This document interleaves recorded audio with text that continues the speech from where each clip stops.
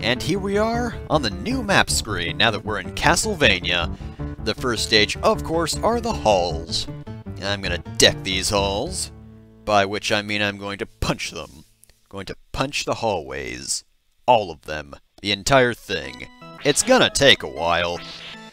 Oh boy, though, this should look familiar to, well, pretty much anyone who's played most given Castlevania games. Not in all of them, but the front hallway always looks very similar.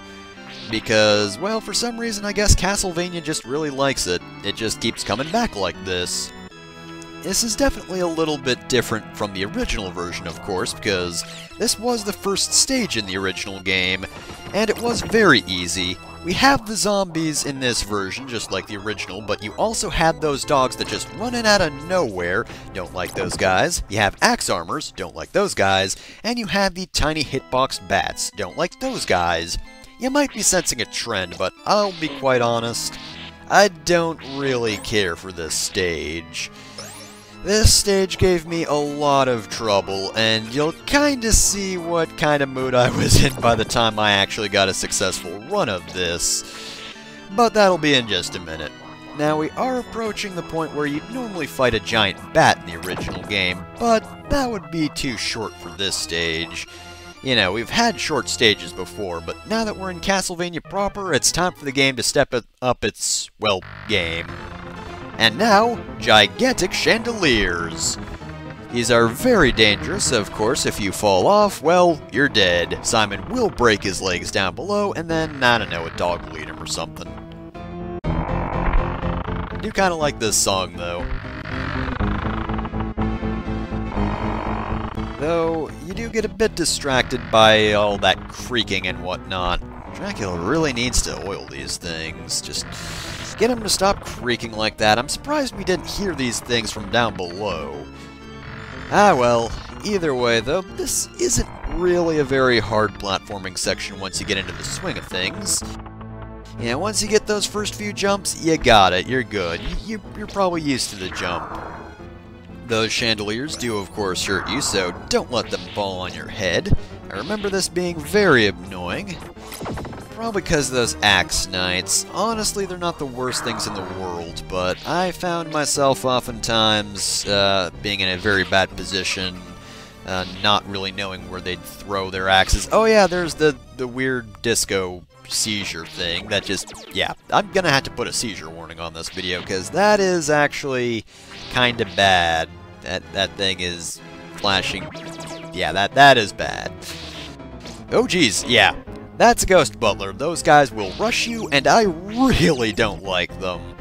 They are not... I'm not a big fan of them. Did I mention that axe armors are a little bit random? They are very fast enemies, and you don't exactly know when they're going to throw their axe. Well, you'll notice when they throw it, but you don't have much time to react, so... because it's random, you don't exactly have the best, time to react to them. I'm just speaking in circles. Let's find something else to talk about, because clearly I'm confusing myself. That guy's easy to kill from below, but I think he's gonna respawn. I hate those Ghost Butlers. Just rush at you. Hey, is there anything I can get you? Like pain? Yeah. Also, would you like some lemonade? Sorry, I can't not be polite, even if I am in the employ of Dracula. I have to murder you, but would you like something to eat first? That being said, though, yeah, I think they're my least favorite enemies here, just because, they're not the worst enemies to dodge, but... yeah, that fucker just came out of nowhere, rushed into my legs as I was climbing the stairs. Now, let me tell you, this stage took so many attempts, especially since that beginning bits there. Those dogs gave me a lot of trouble. That by the point where that happened, I was just like, you know what, screw it. I got nicked by a butler who rushed me while I was climbing up the stairs. I don't care anymore. Look, I ate something. Now I'm at full health. It's like I never even got hit, so I guess that means I never did. That's how it works, right? However, those first few sections are the hardest. This, however, I don't remember being too bad. Those are blood bones. They get back after a moment, I guess because they're lubricated by blood. I would think that would just mean they'd stay down better, but then again, they don't explode in the same way normal skeletons do. Though again, you'd think that would make it worse. Oh, I'm covered in blood, therefore when you whip me a whole lot, I'm going to explode even further than my non-bloody counterparts do. They do seem to take fewer hits when they've already been killed, though. Now, this section's a little bit confusing, but what you're going to want to do is just jump over the hands, because those activate the little ghost knights.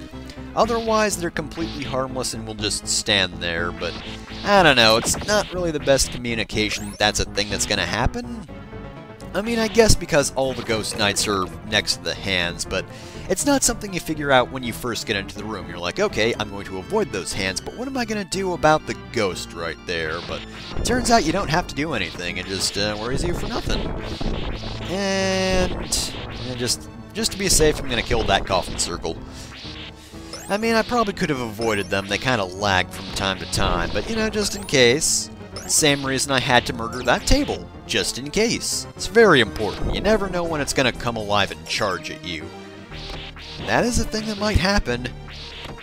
You never can be too careful. A whole lot of ghost dancers, I wonder if that's hinting at something. Well, I killed everything on screen. And by everything, I mean there was nothing there.